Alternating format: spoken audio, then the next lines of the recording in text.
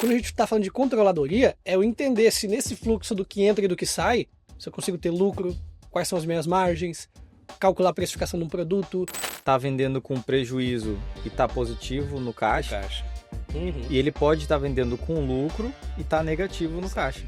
Então, para te ter assim uma visão completa, tu tem que olhar a competência e tem que olhar fluxo de caixa. Que 76% das empresas de pequeno porte não conseguem crédito. Ele não consegue separar o que ele tem que reinvestir todo mês ou com frequência para o negócio continuar.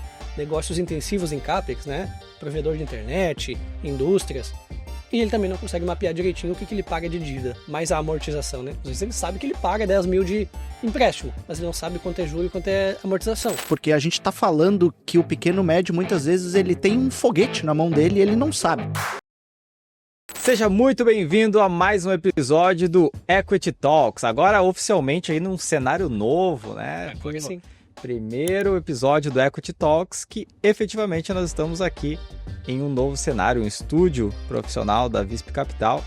Então é um prazer estar aqui. Eu estou ao meu lado aqui, né, com o Sérgio, que é o Head Partner da unidade de captação de recursos financeiros. Prazer te ter aqui, Sérgio. Boa noite, pessoal, tudo bem? Obrigado por nós estarmos agora em novo cenário. Agora a gente está aqui com um ânimo total para a gente poder trazer mais conteúdo, qualidade para a galera, focado ainda no pequeno e o médio, para a gente poder compartilhar, né, Pablo, mais dessas estratégias que a Visp tem aí, compartilha já com os clientes. Maravilha, estou aqui também do meu lado. Câmera, por favor, Maurício Martins, seja muito bem-vindo também, é um prazer te ter aqui. Vamos falar um pouquinho hoje, né, Maurício, sobre controladoria também. Perfeito. Head Partner da área de controladoria, CFO as a Service da Visp Capital. Então, é um prazer te ter aqui com a gente também. E seguinte, gente, hoje a gente tem um assunto muito legal para falar, que é a união desses dois caras aqui, dessas duas potências, né? É a união de ter uma controladoria bem organizada com uma área de captação de recursos financeiros inteligente. E aí a gente costuma fazer um paralelo aqui para poder conversar, que é o seguinte: a controladoria, ela é o GPS, o empresário ele é o piloto, a controladoria é o GPS e a captação de recursos, o dinheiro, é o combustível. Então, com essa lógica aqui, com esse tema previamente estabelecido, vamos levantar um debate. Bem-vindo ao Equity Talks. Então, vamos falar um pouquinho sobre isso. Vamos começar contigo, Maurício. Me fala um pouquinho sobre por que a controladoria ela é o GPS do empresário. Pode trazer exemplos também, mas começa contextualizando esse tema, por favor. Cara, maravilha. Eu gostei bastante da analogia, na verdade, porque quanto mais a gente consegue tangibilizar um assunto tão complexo assim pro empresário médio, melhor, pro empreendedor, talvez, quanto a controladoria, é literalmente usar uma analogia como essa de GPS, mapa, rota, porque e muito mais, né, para mim, pelo menos, importa a direção do que a velocidade, porque tu estar a 200 ou 300 km por hora na direção errada só significa que tu vai ter que voltar ou possivelmente tu fica sem combustível, né, que é justamente a analogia que a gente está explorando aqui sobre rota, sobre caminho. Então, não saber claramente o resultado dessa operação, ele é como eu posso até ter um objetivo, né, eu sei que eu quero ir do ponto A ao ponto B, mas não sabendo a minha velocidade, não sabendo o meu consumo de combustível, eu não sei nem se eu vou conseguir chegar até lá. Então a controladoria ela vai nos dizer o melhor caminho, que traz a melhor eficiência, com o melhor resultado. Então eu gostei muito da analogia, ela traz justamente essa acepção para nós de, para quem não sabe para onde vai, qualquer caminho serve também, né? Então ter esses dados, esses controles, esses números, ele te dá uma segurança muito importante, né? Porque talvez até mais perigoso do que dirigir um carro sem velocímetro é um carro com velocímetro errado. Porque quando o cara não tem o velocímetro, ele vai com cuidado, ele vai devagarinho. Agora, se o velocímetro está falsificado, ele acha que está indo bem, mas está indo mal. Ou o contrário, né? Então, Cara, vamos ter essa noção de realidade é vital. Vamos dar um passo atrás aí, mas assim, e vamos dizer o seguinte: controladoria é a mesma coisa que o pessoal já tem, e ela, pô, a menina que paga lá as contas, o quantos a pagar, quantos Tá a tudo sob receber, controle, né? É, Tudo sob controle. Não, eu já controlo tudo. é a mesma coisa. Explica um pouco pro pessoal essa lógica ali da controladoria, tesouraria, acho que fica mais claro aí. Exato, né? Uma das coisas que o pessoal do nosso time comercial mais relata aqui para nós é, poxa, entrei em contato com o cliente para falar de financeiro, ele falou, não, eu já tenho tudo, eu controlo tudo. E aí na primeira pergunta básica, vai relativamente ali para um empresário um pouquinho mais avançado, esse discurso já cai por terra, né? Porque quando a gente identifica o que o cara tem, é de fato uma tesouraria, né? Tem a menina do paga e a menina do recebe, a menina que cobra o cliente e a menina que garante que eu pague o boleto em dia, né? Isso é uma tesouraria, basicamente, né? Se eu consigo ter lucro, quais são as minhas margens, calcular a precificação de um produto, porque eu acho que a gente até falou isso esses dias aqui, a gente pode ter uma empresa com prejuízo com um produto que dá lucro, mas eu nunca posso ter uma empresa que dá lucro se o meu produto já dá prejuízo, porque eu vender mais, inclusive, nesse sentido, só vai trazer mais prejuízo, né? Então, normalmente o que o cara tem ali é um contas a pagar e um contas a receber, mas ele não consegue saber se ele tem lucro. E normalmente o que ele olha é só o fluxo de caixa de, poxa, esse mês entrou 100, saiu 80, sobrou, estou no lucro.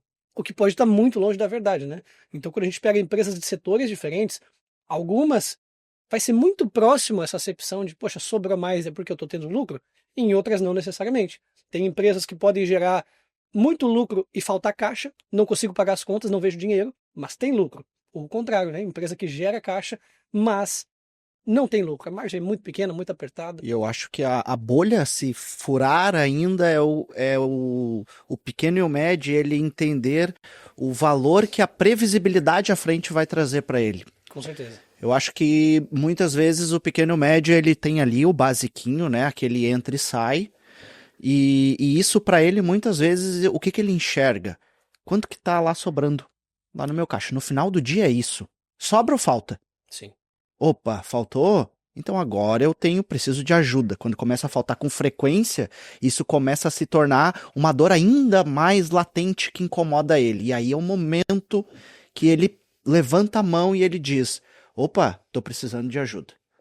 E o pior é que ele não vai saber nem o porquê, né? Ele só sabe que entra Exato, mais ou menos do que exato, sai, só que o dia que ele precisar de dinheiro, ele não sabe por que ele está precisando. Né? exato. Ele não sabe o que houve para gerar uma falta em algum momento, né? Mas ele ainda não abriu a consciência no sentido de eu não só ter o que entra e o que sai muito corretamente, mas como eu posso precaver que o faltar lá na frente pode ser que não falte. Uhum. Então ele vai vivendo um dia após o outro, né? E nisso vai se tornando uma rotina ali que muitas vezes tu tá imerso na operação, tu acaba esquecendo um pouquinho de como ter esses números mais apontados, onde a controladoria vai trazer um ponto muito correto e uma decisão mais assertiva, principalmente. Exato. Maurício, se fosse para te, vai, te fazer uma provocação aqui, se fosse para te explicar de uma vez por todas para o empreendedor, pega um empreendedor pequeno e médio ali, qual é a diferença de lucro para caixa, de forma bem simples, assim, para que ele tenha uma visão melhor, às vezes, dos números dele, né? Como é que tu explicaria isso? Eu gosto de usar um exemplo muito simples de indústria, que é o seguinte. Se eu vender 1 milhão de barras de ferro em janeiro, eu vou ter lá 1 milhão no meu faturamento. Então, DRL é competência, né? O fato gerador. Aconteceu, vendi 1 milhão de barras de ferro em janeiro. Vamos dizer aqui que o meu imposto é baixo, o meu custo é baixo, então, sei lá, comprei as barras de ferro por 300 mil, vendi por 1 milhão, tive pouco gasto, no final sobra 500 mil de lucro dessa operação. Só que, aí entra o fluxo de caixa, eu vendi essa operação em 10 vezes com prazo de 30 dias para receber. Então, em janeiro, se eu olhar meu DRE, eu tive 50% de lucro, margem exorbitante. Se a gente estiver falando de indústria, isso nem existe. Mas cadê o dinheiro? Eu vou receber 100 mil em fevereiro, eu vou receber 100 mil nos meses subsequentes, ou talvez eu nem receba, talvez eu tenha inadimplência. Então, ainda que eu tenha uma operação exorbitantemente lucrativa, eu compro barato, vendo caro. Cadê o dinheiro? Está no fluxo de caixa. Como é que está o fluxo de caixa? Tem o prazo que eu levo para receber, tem inadimplência, tem a condição do parcelamento. E, vamos lá, talvez no mês que vem eu tenha que pagar 400 mil de contas. Folha, imposto, tudo. E vai entrar 100 mil no meu caixa. Está faltando 300. Então, essa é a diferença fundamental e muito simples entre lucro e caixa. Lucro é se o negócio funciona, se gera resultado positivo entre o que eu compro e o que eu vendo.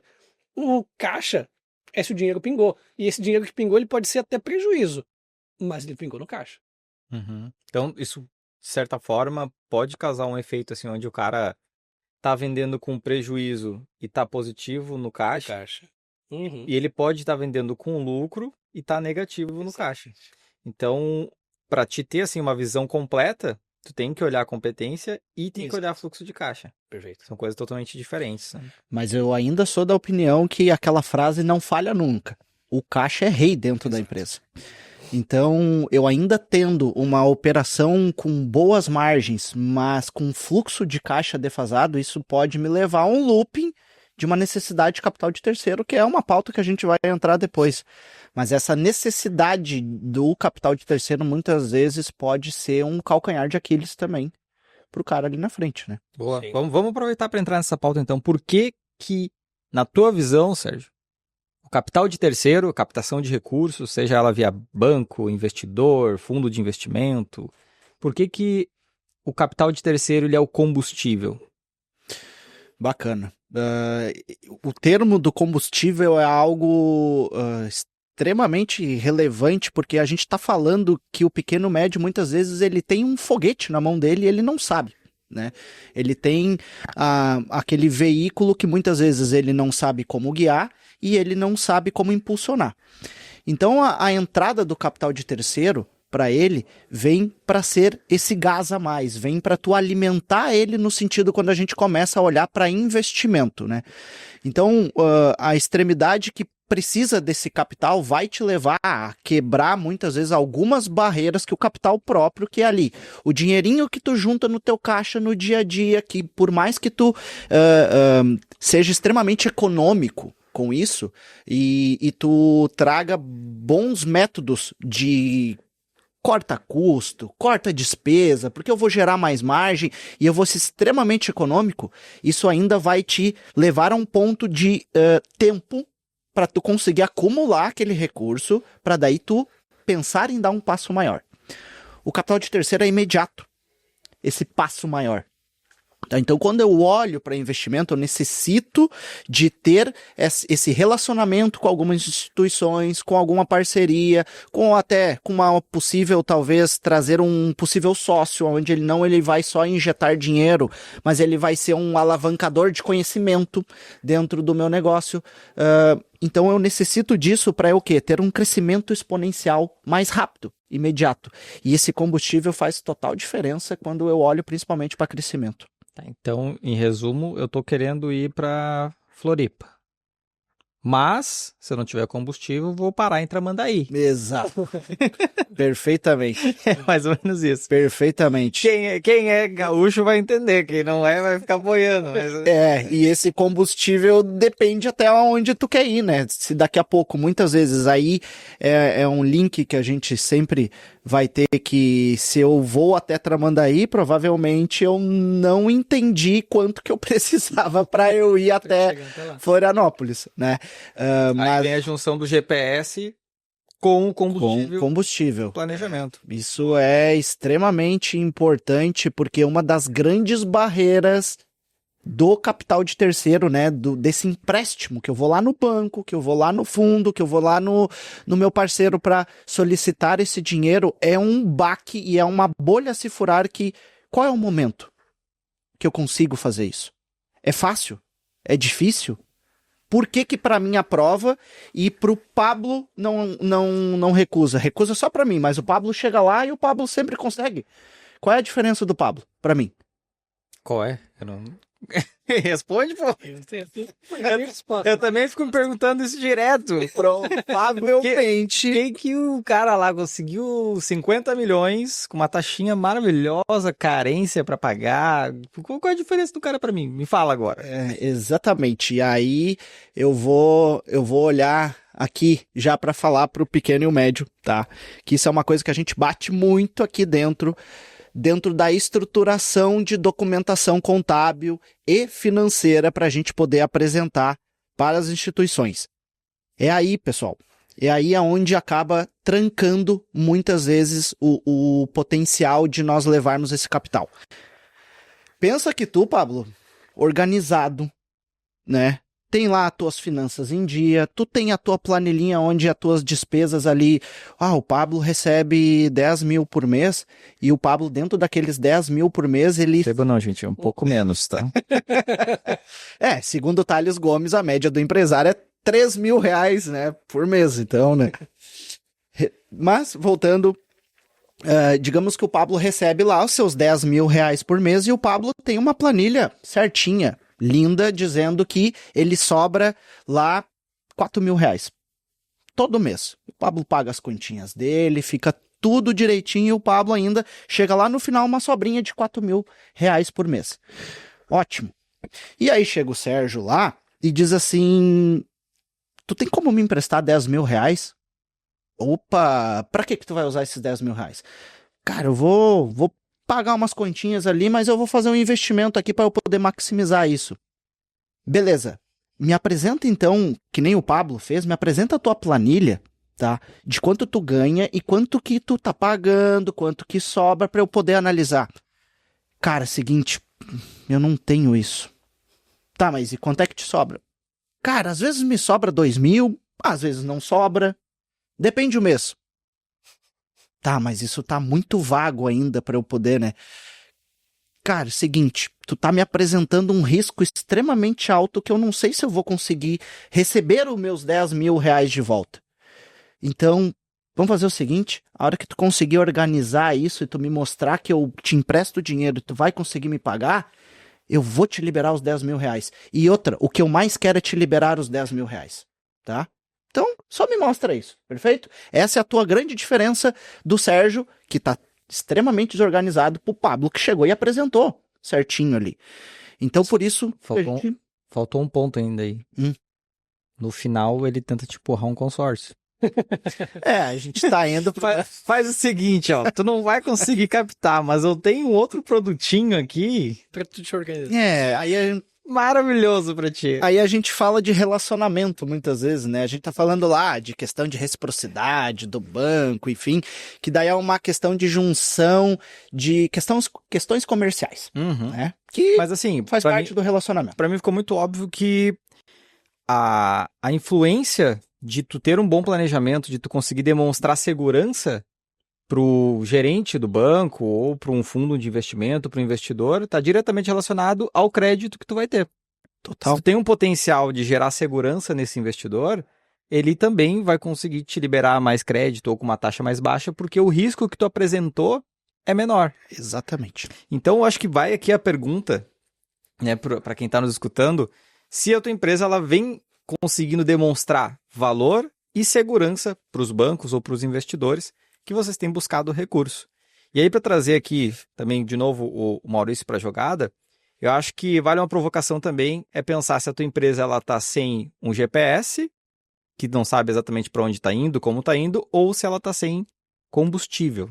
Né? Então, você está trazendo aqui as duas visões para o pessoal começar a pensar também sobre esse tema, né?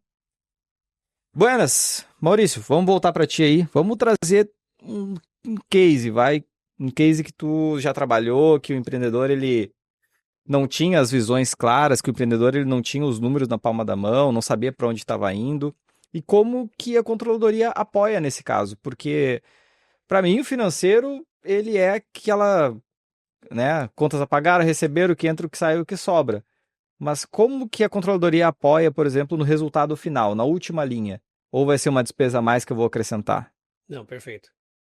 Assim como no exemplo do carro, né, da gente saber para onde a gente vai, a gente também tem que saber por onde a gente está indo e se aquilo é o melhor caminho, né? Então, para isso, a gente precisa parar para analisar, o carro que eu estou dirigindo, quanto que ele consome de combustível, qual é a média de quilometragem, se o pneu tá funcionando bem, se eu tenho que trocar o pneu.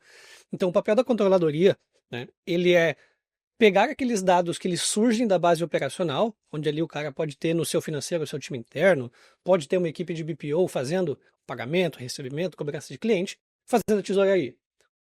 O operacional do financeiro, ele gera dados, né? Ele gera o quanto eu paguei, ele gera o quanto eu recebi, e aí vai ter um time que vai pegar essa informação e transformar ela em algo mais útil ainda, né? Então, dando esse zoom no quanto eu recebi, o quanto é de receita do meu negócio?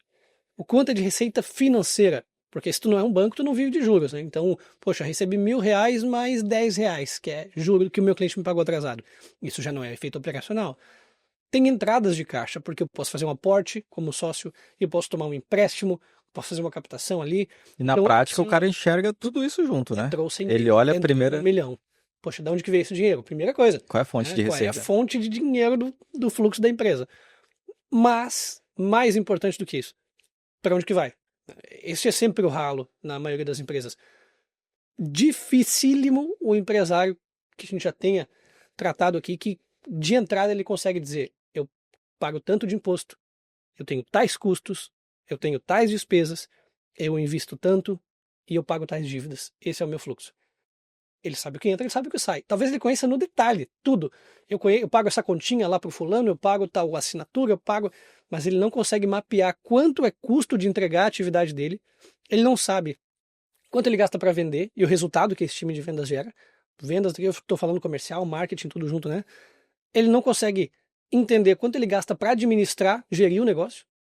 Ele não consegue entender o quanto é o impacto de financiamentos, né? No caso, juros que ele paga, e resultado também positivo, né? O juro que o cliente paga para ele. Ele não consegue separar o que ele tem que reinvestir todo mês ou com frequência para o negócio continuar.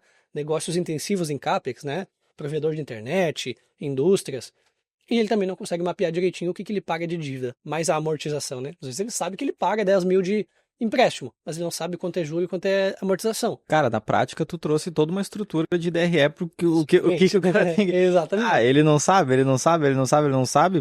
Se tu inverter isso, tu constrói toda a lógica, o caminho do dinheiro, né? É o diagnóstico, né? Exatamente. Pra mim, pode ser o pequeno, pode ser o médio, pode ser o grande. A ferramenta do DRE é algo que todo empresário deveria ter uma leitura dele todo mês. Sim. Todo mês. E nem precisa ser o contábil, né? Às vezes a contabilidade lá tá meio Não. passiva, meio não é- outras coisas. É Cara, só ele um entender. gerencial. É só ele entender para onde que o dinheiro tá indo. Só isso. Só isso. Ele tá consciente do que ele tá usando e para onde tá indo. E ali ele vai ter, inclusive, a questão de guiar o GPS. Muitas vezes, daqui a pouco ali tu vai saber para onde que o ralo tá indo, né? Tô com uma dor nas costas e eu não sei onde que é a dor das costas. Tá, mas daí tu me faz uma massagem aqui nas costas inteiras. Cara, eu posso fazer uma massagem pra ti, ou eu posso muito bem ser mais assertivo e ir no músculo certo ali pra fazer um tratamento ali. Exato. Entende? Então a gente consegue ter esse posicionamento numa estrutura simples de E DRE. até trazendo de volta ali para a questão da captação, o nível de segurança que o empresário consegue trazer ali para o fundo, para o banco, para o investidor, de dizer, eu estou precisando de dinheiro porque a dor é essa, e esse dinheiro vai ajudar a resolver essa dor, ou melhor ainda, eu quero esse dinheiro porque a aplicação vai ser X e eu vou gerar o resultado Y. Né? Então, quando tu chega para o banco e diz, poxa, me vê um dinheiro aí, para quê? Para eu tapar um buraco. Cara, não passa segurança, tu não sabe qual é o problema que gerou aquele descasamento. Agora, quando tu chega embasado com minha estrutura de custos é ok, minha estrutura de despesas está funcionando bem, meu problema é que eu preciso investir 1 milhão numa nova planta fabril aqui, que vou gerar tais receitas, o meu mercado tem este tamanho, e embasa toda a tese, é muito claro para o banco, né, desenhar essa mecânica na cabeça de, eu vou te emprestar 1 milhão hoje, amanhã tu constrói a tua fábrica, no dia seguinte começa a ter tal receita, tu vai ter tal fluxo aqui que tá, eu acho que tu consegue honrar esse pagamento, toma aqui o dinheiro. Então, até para o próprio empresário entender a dinâmica de negócio, de como funciona a mecânica, né? Porque a gente sempre vê o empresário, ele é muito especialista da atividade dele, né? Então, o provedor é o cara que ontem subiu em poste. O cara da indústria, ele estava lá ontem soldando coisa e hoje ele tem uma indústria, né? Agora, ele entender a dinâmica de mecânica de negócio, como se fosse uma máquina de imprimir dinheiro, né? Eu vendo isto, custa tanto, pago tais impostos, vou receber neste prazo, conciliar ali caixa e competência para ver se dá lucro, se dá caixa, que se dá para pagar as contas que eu vou ter que pagar. Essa parte é mais difícil, né? É mais sofisticação, de fato. E essa clareza vai ajudar ele a se planejar, vai ajudar ele a justificar investimento, vai ajudar ele a entender, poxa, se eu estou saindo aqui de Porto Alegre com o combustível que eu tenho, será que eu paro em Tramandaí ou eu consigo chegar em Floripa? Né? Ou não preciso parar num posto no meio do caminho também. Essa regra de negócio, modelo de negócios, ele é extremamente importante, né? Tu sair da operação ali e olhar de forma mais estratégica, mais ampla. Isso te dá até mais embasamento para te ter um planejamento tributário melhor, cara. Exato. Tu não olhar só para atividade ali que está sendo feita no nível operacional, mas, cara, será que eu mudar o meu produto, ele é vendido assim, mas e se eu fizer assim, né? Então, tem o case lá de bombom. Crocs, né? Sandália impermeável ou calçado de borracha. Exato. Então, assim, acho que são essas visões mais amplas que acabam gerando valor de fato. O cara olha, pô, isso aqui, se eu fizer assim, vai mexer o ponteiro lá em X%. Então, acho que é importante ter essa visão, né? E que eu vejo que, assim, ó, de forma mais ampla, o ideal é o cara saber onde ele está. Sim. Né? Estou em Gravataí, no Rio Grande do Sul. Eu vou para Florianópolis, em Santa Catarina. E o como ele vai fazer para chegar lá, que pode ser utilizando combustível de terceiros. Né? Então, para todo empreendedor, assim, ele tem que saber muito, muito claro para onde ele está indo, né? E saber utilizar os recursos próprios, que é o que a empresa já gera. Então, eu faturo 300 mil reais, a minha empresa ela gera 60 mil, 80 mil reais de caixa, que isso eu posso reinvestir. Ok, é uma fonte de recurso. Agora, se eu puder ter junto comigo um cara que é dono de um posto de combustível, eu vou quantas vezes eu quiser para Floripa. Ou vou até mais longe, né? Vou para São Paulo, enfim. Então, eu acho que como dinâmica aqui, Sérgio, traz um pouquinho para a gente aí de forma prática. Quais passos um empreendedor precisa para conseguir captar, por exemplo, 2 milhões de reais para investir no negócio dele? O Sebrae, no final de 2024, trouxe um dado para nós que 76% das empresas de pequeno porte não conseguem crédito no mercado. Isso é um dado que está disponível aí na internet, só puxar aí, lá dentro do Sebrae, né, que é uma das maiores instituições aí abertas para o pequeno e o médio empresário. E isso se dá basicamente como nós colocamos antes, pela questão dos documentos que não apresentam uma boa clareza com relação aos números. Primeiro passo, tá? Parece algo muito direto, mas se você tem dificuldade de organização, procure uma ajuda de alguém, né, uma consultoria especializada, para daqui a pouco te ajudar a organizar esses primeiros pontos de clareza, tá? Isso vai passar pela contabilidade, isso vai passar pelo financeiro, e muitas vezes quando nós estamos falando já de algo até maior, que vai atrair um investimento acima de 10 milhões, 50 milhões, aí a gente já começa a olhar até para um jurídico mais organizado, parte societária, tá? Mas voltando aqui para o nosso exemplo, de 2 milhões, organiza, primeiramente, traz a tua contabilidade, veja como estão os impostos. Esse é o ponto 2 para nós falarmos, tá? Impostos, porque isso muitas vezes acaba trazendo uma informalidade para alguns setores por não pagamento disso. Os impostos refletem justamente o ponto que a empresa está no momento de regularização. Tá?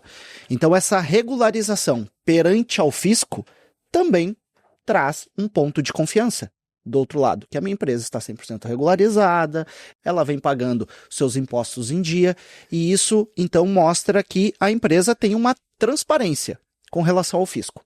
Tá? Tendo isso, eu preciso entender que se eu não estou pagando impostos, possivelmente eu estou abrindo mão de conseguir crédito do outro lado. Tá? Então, eu trazer uma consultoria para me apoiar nesses pontos, eu estar com os impostos em dia, tá? Segundo ponto, é algo extremamente importante. E um terceiro ponto para nós trazermos aqui, clareza na questão do fluxo de caixa, tá? É um terceiro ponto, porque tudo que o banco quer enxergar, o banco, o fundo, enfim, quem for te emprestar, é o teu poder de pagamento. Então, não vamos ser muito técnico, mas índices de liquidez é algo que vai afetar lá numa análise de crédito, mas isso tu deixa para quem, né, vai entrar mais a fundo com relação a números. Mas 3 dicas para nós organizarmos aí: contabilidade, impostos e a parte do poder de pagamento junto à tua gestão financeira.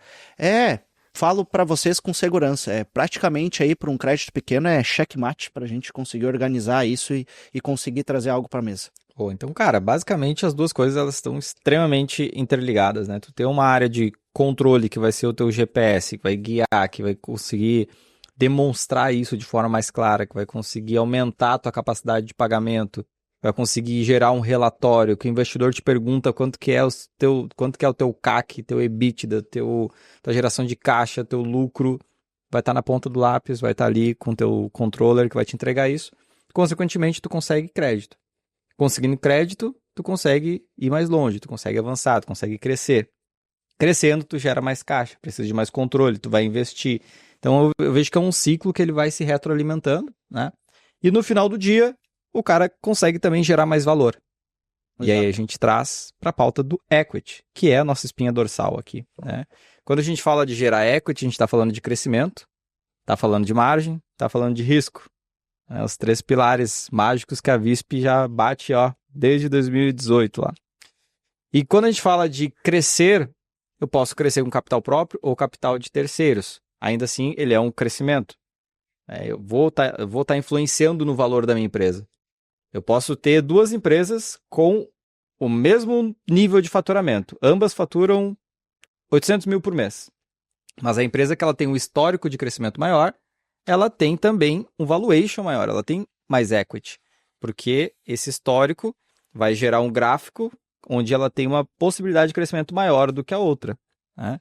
Então eu vejo que o crédito, as pessoas elas avaliam somente a taxa de juro e se isso vai se pagar.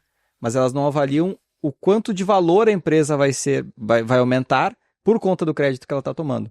É cultural isso, né? E eu acho que um pouco do propósito da gente estar aqui conversando é justamente isso. É trazer esse nível de consciência de que, cara, beleza, eu tô pegando aqui 1 milhão de empréstimo. Aí tem aquele pensamento da dívida, né? Porra, a dívida é ruim, cara. A dívida não vou pegar, vai virar uma bola de neve. Tá, eu tô pegando 1 milhão de dívida. Para investir em quê? Aí meu GPS vai dizer, cara, olha só, tu consegue pegar 1 milhão, mas a tua parcela tem que ser de 14 mil por mês. Aí encaixa no teu fluxo de caixa, assim assado, tá tudo projetado.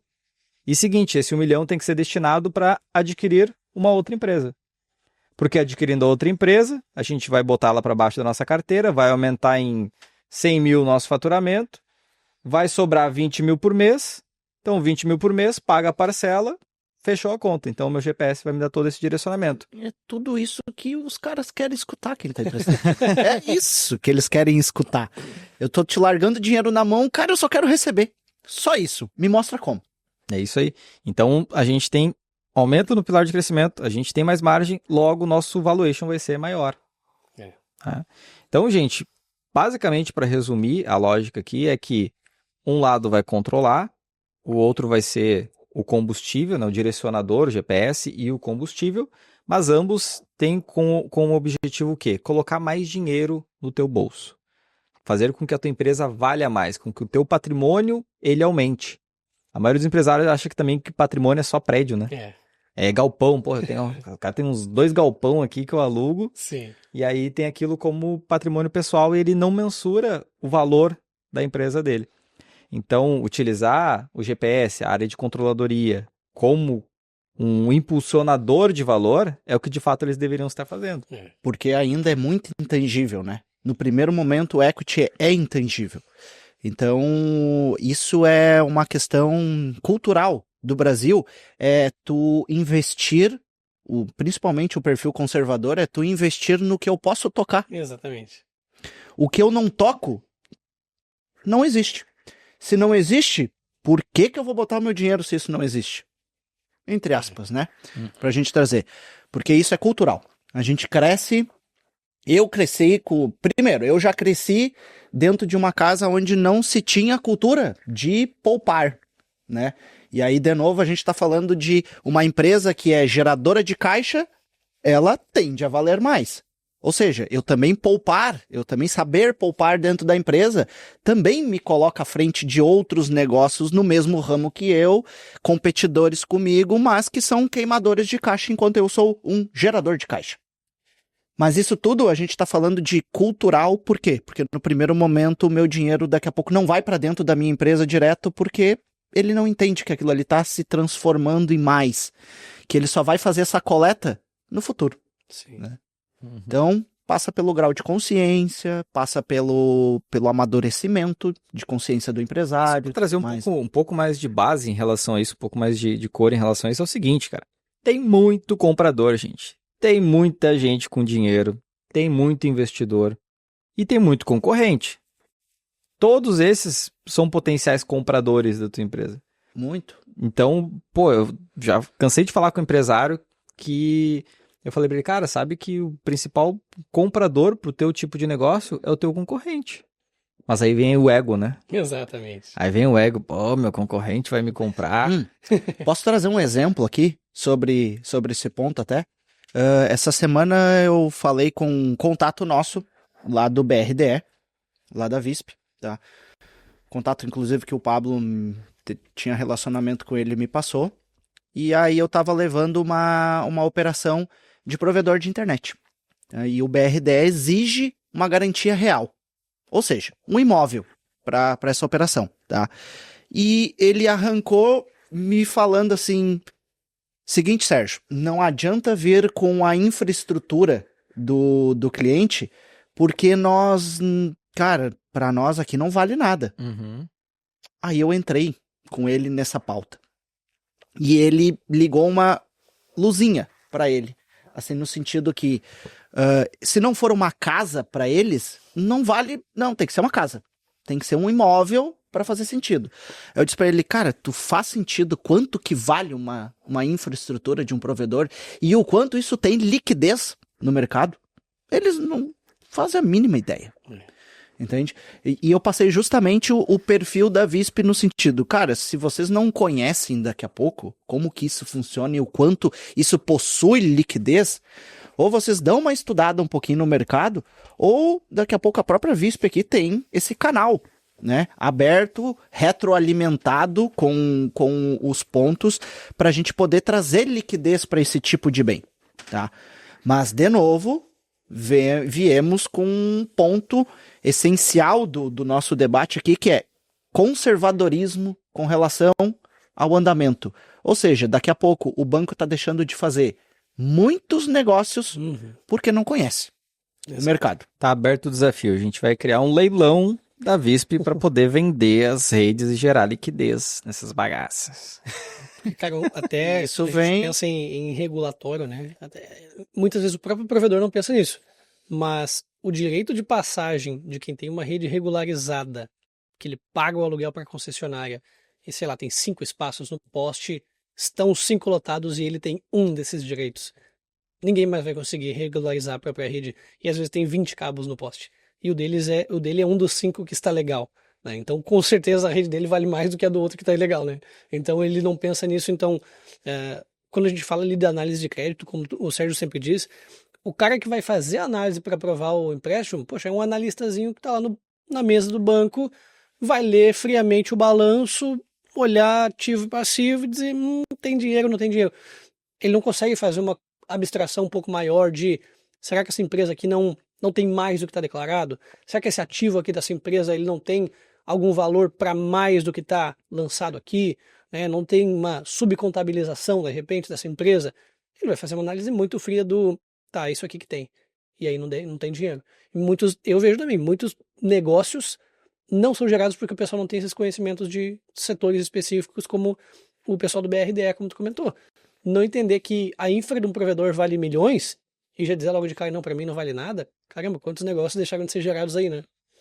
Mas assim, gente, eu bato nessa desde lá, olha, faz anos que eu tento falar Mais do que todo mundo. com o banco e olha, essa turma aí não entende. Em compensação, né, não vamos ir só com notícias ruins aqui, né? Em compensação, tem alguns fundos de investimento que aí já tem um apetite um pouco maior, já não é aquele conservadorismo do banco tradicional, Que aí o fundo de investimento, sim, ele pode pegar o ativo, ele pode pegar o bem, a rede de fibra, como garantia para liberar um recurso. Óbvio que aí o porte conta muito, né? Se eu tenho um ativo pequeno, extremamente concentrado em um bairro ou uma cidade, não vai fazer sentido para esse fundo entrar. Agora, se tu tem um ativo valioso, muitos quilômetros de rede, né? A gente está aqui falando de provedor de internet, mas aí a gente pode abrir para agro, para hospital, para, enfim, vários setores, que se ele tem um ativo, o banco geralmente não financia aquele ativo ou não pega como garantia para poder emprestar o recurso. Mas existem aí alguns fundos de investimento que a gente está negociando que aceitariam esse tipo de ativo.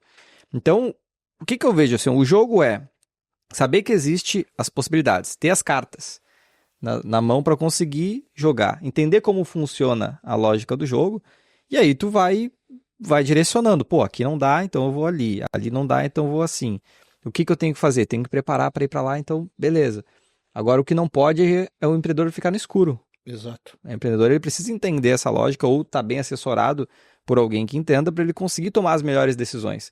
Porque, cara, empresário é isso, é tomar decisão assertiva, na pressão, o cara tá ali cansado, pô, dia e noite trabalhando e ele tem que tomar uma decisão. Se ele não souber quais os caminhos possíveis para ele tomar a decisão, fica muito mais difícil. Mas o Pablo, se ele tomar consciência que ele precisa se moldar uma vez só, de um único jeito, ele vai se moldar de um único jeito e ele vai abrir um leque de 10 oportunidades, tá? Ele não precisa se modular, ele não vai se modelar, perdão, ele não vai se modelar em 10 jeitos diferentes. Ele vai se modelar de uma forma e ele vai abrir 10 opções. Ou ele escolhe não se modelar e ter que procurar para achar uma opção e ter que se sujeitar ao que o player do outro lado vai liberar para ele. Então o caminho, entre aspas, é um pouco simples nesse sentido. O que é? É eu pensar em investir nisso, tá?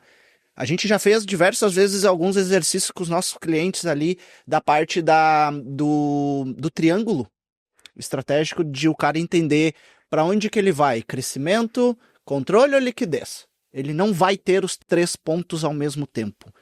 Então, quando ele começa a olhar, cara, quero crescimento através do capital de terceiro, pô, daqui a pouco então eu vou investir em controle e daqui a pouco esse controle vai me gerar até uma liquidez. Ou esse controle vai me gerar daqui a pouco de eu buscar capital e crescer. Mas então eu não vou gerar liquidez, porque eu vou botar a grana. Por que eu não vou ter liquidez? Porque eu estou investindo do outro lado. Eu estou despendendo de caixa no primeiro momento para buscar crescimento, para depois eu fazer essa retroalimentação para me gerar essa liquidez. Então, o nosso espectador entender muitas vezes que fazer dinheiro também exige tu despender do dinheiro, também é algo que ele precisa trabalhar, né? Que ele vai ter que sacrificar um pouquinho no primeiro momento para ele atingir outros pontos para aquilo começar a prosperar mais. Perfeito. Galera, vamos fazer uma dinâmicazinha aqui para deixar mais interessante o negócio. Vou fazer o seguinte, ó, vou propor, o Sérgio vai ser o banco, tá? Tu é o banco. Tem quantos bilhões aí? Aqui o bolso não tem fundo, cara. Eu sou o empreendedor, eu sou o cara que tô ali batalhando, preciso de grana para investir nos meus projetos. E o Maurício é o meu CFO, é o meu controller, ok? Perfeito. Então, eu como empreendedor, Sérgio Bank. Vai vir, Sérgio Bank. Sérgio Bank, eu preciso aqui de 5 milhões de reais. Tu tem alguma linha, tu tem alguma forma de me conseguir esse dinheiro aí? Claro, meu querido. Aqui, senta aí, vamos conversar. Quer um café? Quer um café? Quer um café, um conforto, uma cafezinho? Quer um café? Claro, meu amigo. Temos algumas linhas aqui específicas. Qual é o teu ramo? Eu sou do setor de telecomunicações. Telecomunicações, perfeito. Provedor de internet. Não adianta tu vir com tua infra que a gente não aceita aqui, tá? Mas temos algumas linhas aqui, capital de giro, tem uma continha garantida aqui se tu quiser. Pra que tu quer usar o dinheiro, meu amigo? Assim, eu tô vendo lá vários investimentos, mas o setor tá crescendo, sabe? O setor tá crescendo como um todo, eu também tô crescendo, e aí eu tô querendo investir, tô querendo crescer. tô querendo crescer, Entendi. tô querendo investir. Entendi. Ô, Pablo, tu sabe que tu já é cliente nosso aqui, antigo, aqui da agência, né? Lembra que antigamente eu conseguia vir aqui, eu tinha uma coisa chamada alçada que eu vinha e liberava. Hoje eu não consigo mais, Pablo. Infelizmente eu não tenho mais essas possibilidades aqui de trabalhar esse recurso aqui contigo, cara. Então eu vou fazer o seguinte, vamos abrir um pedido aqui pra ti e tu vai me mandar algumas documentações básicas, tá? Eu vou subir essa documentação aqui no sistema do banco e assim que eu tiver um retorno, eu vou te posicionar. Pode ser? Não, beleza. Tá? Fechou. E aí, se tu conseguir, a gente também tem alguns produtos aqui dentro do banco que isso vai te ajudar no relacionamento aqui com nós e isso vai te ajudar a abrir mais portas. Se tu não achar, assim, de um título de capitalização, a gente pode trazer aqui um consórcio. Tu já trabalhou com consórcio? Já me enfiei num monte de Já? consórcio. Já não aguento mais consórcio, cara. Meu Deus. Agora é o Pablo falando, não é nem o personagem. Tá, Pablo, mas aqui eu só preciso que tu me apresente documentos. Documentos ali, fala com a tua contabilidade, vê lá um balanço, um DRE, como é que tá, me traz as tuas certidões negativas dos impostos. Tendo esse kitzinho banco básico aqui, a gente já consegue dar o primeiro pontapé, certo? Tá bom, fechou. Ô, Pablo, tu tem alguma garantia pra colocar aqui no banco pra nós aí, pra gente poder... Fora a rede? Fora a rede. Tem algum imóvel? Tem alguma aplicação que tu queira fazer conosco?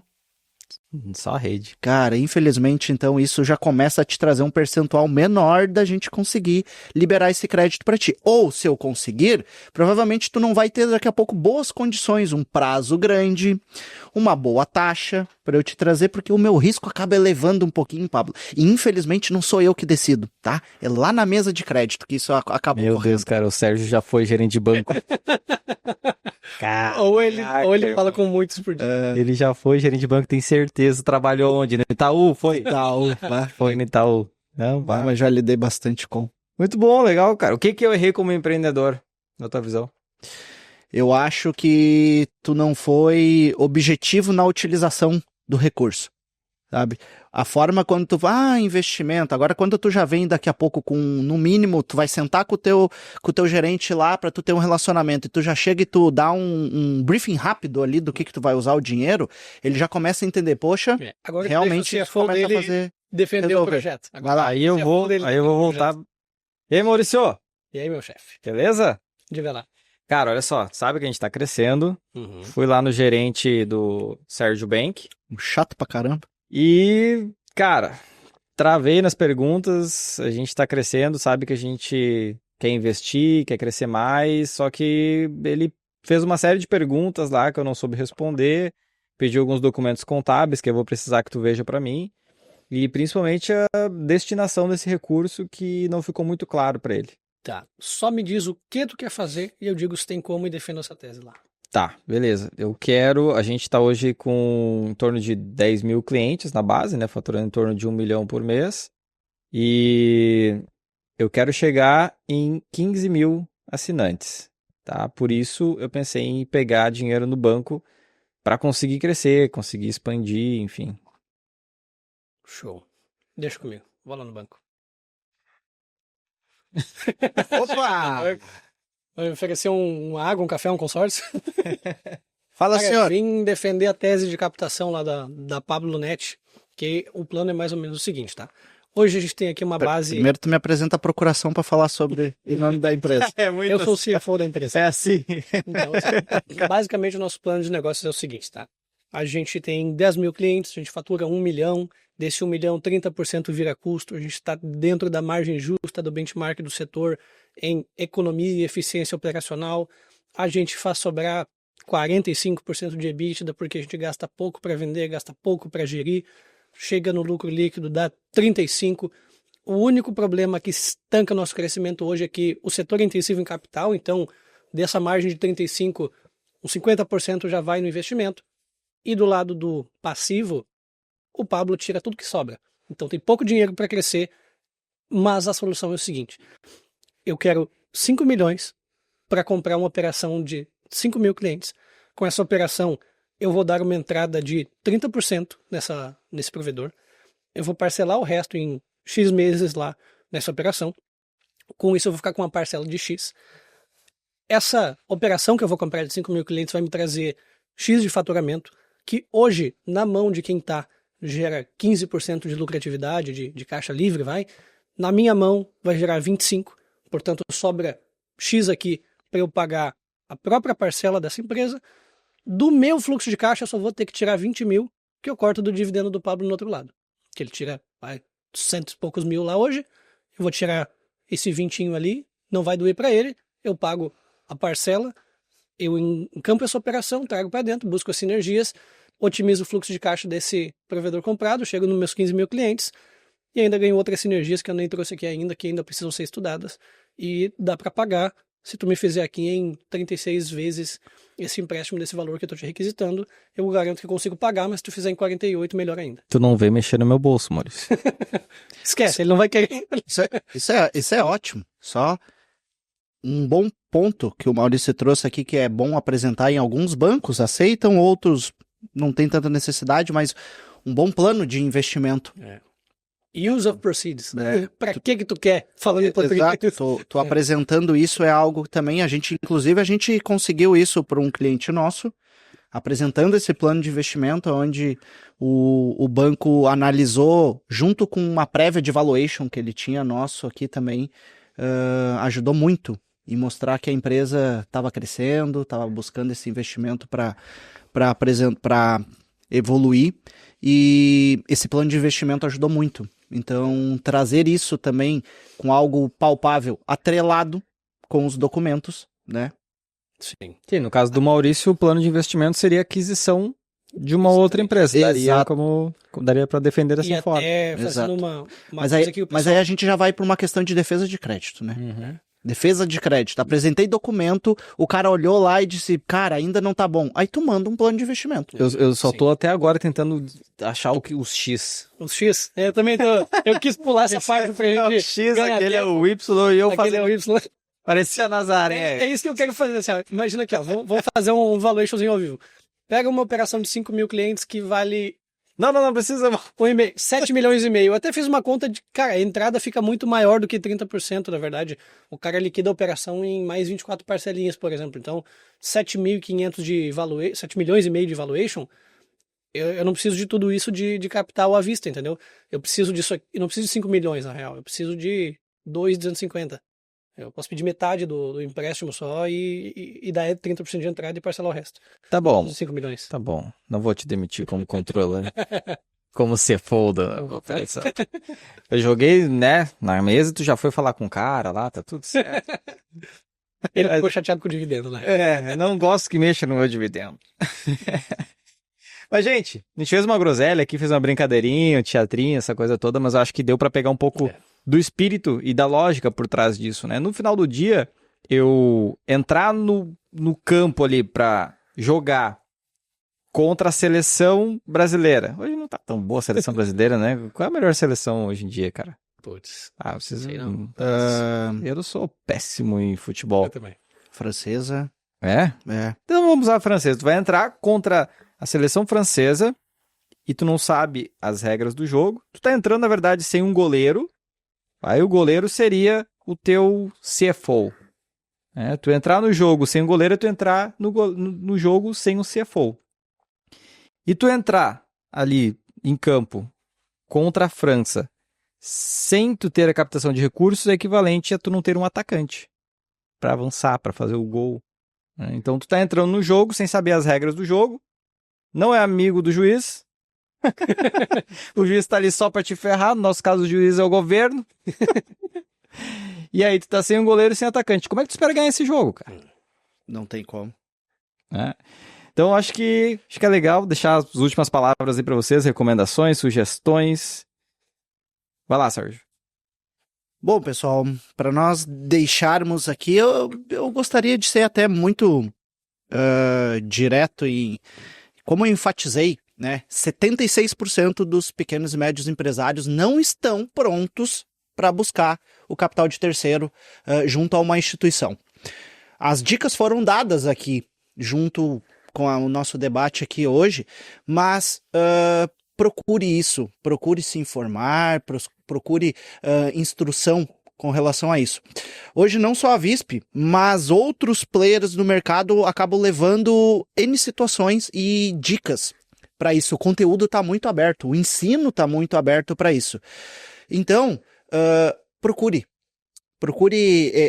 essa fonte de informação. Se não for a fonte de informação, seja através de uma consultoria, pense que você está investindo para isso, tá? Obviamente, cobre o retorno com relação a isso, porque é extremamente importante. Se a gente está falando de investimento, a gente espera um retorno contra isso, mas isso se torna um diferencial, muitas vezes, principalmente falando entre o pequeno e o médio, e o pequeno sempre quer ser o médio e o médio sempre quer ser o grande. Para isso tem uma trajetória bem árdua para se perseguir aí e um grau de consciência que tu vai elevando e aprendendo. Então, deixo aqui o meu final em procurar mais instrução, procurar mais conhecimento sobre isso e acione aí a consultoria, muitas vezes do seu gosto, das que você entende que entrega mais, para poder te apoiar nesses pontos, que eu tenho certeza que isso vai ser gratificante e um retorno extremamente também gratificante com o que tu vai coletar aí fazendo esse investimento. Boa. Eu quero deixar uma provocação aqui, um pensamento para o empresário, que é: se eu te chamasse hoje para investir numa empresa, o que você perguntaria? Agora aplica esse raciocínio na sua própria empresa, né? Se eu te chamasse hoje e disse, cara, me arruma 1 milhão, que eu quero investir num negócio aqui. Qual é a primeira coisa que o cara tem que pensar? Quanto que isso vai trazer de resultado, né? Quanto que isso vai render? Porque se eu disser 10% ao ano, o cara vai dizer, não, eu boto no CDB e ganho 15, por que eu vou te emprestar 10? Só que o cara sabe o dado da empresa dele, quanto que a empresa rende, qual é o lucro da empresa, qual é o mínimo que ela deveria estar lucrando para valer a pena, porque se a empresa dele rende 15% ao ano, e ele poderia estar ganhando isso deitado em casa com os pés para cima, e aí, o que falta para a empresa dele render 20, 25, 30? Né? Então, é se colocar na posição do investidor perante a própria empresa, né? O que eu exigiria de informação, de indicador, para deixar o dinheiro no negócio, que significa, na prática, reinvestir, né? Então, a gente pensa muito no reinvestir como um dinheiro que eu tirei daqui e eu botei de volta. Mas não, às vezes o dinheiro que ficou, que eu estou optando por contratar mais uma pessoa, isso é um reinvestir. Aluguei mais uma sede, isso é um reinvestir. Não precisa ele ter tirado o dinheiro e pum, aportado de volta. Né? O reinvestir é continuar fazendo o negócio também, né? Então, o que é que a sua empresa precisaria te entregar de indicador, de lucratividade, de retorno, para você dizer, é por isso que eu invisto nela, é por isso que eu continuo com esse negócio. Olhe para a sua empresa como um investidor externo olharia e veja, vale a pena? Eu investiria num negócio desse se não fosse o meu? Né? Muito bom, cara. Maravilha. Então, senhores, esse foi mais um episódio do Equity Talks. Um prazer estar aqui falando para empresários, para empreendedores, gestores, C-levels que querem entender um pouco mais sobre finanças, negócios, equity, né, todos os pilares e as dicas aí que vão influenciar no valor que as empresas possuem. Então, eu quero convidar a você aí que siga a Visp Capital nas redes sociais, siga Equity Talks. O meu Instagram é Pablo R. Constantino. @o Maurício Vaz. @Sérgio William Reis. Maravilha. Até mais. A gente se vê em breve. Abraço, pessoal.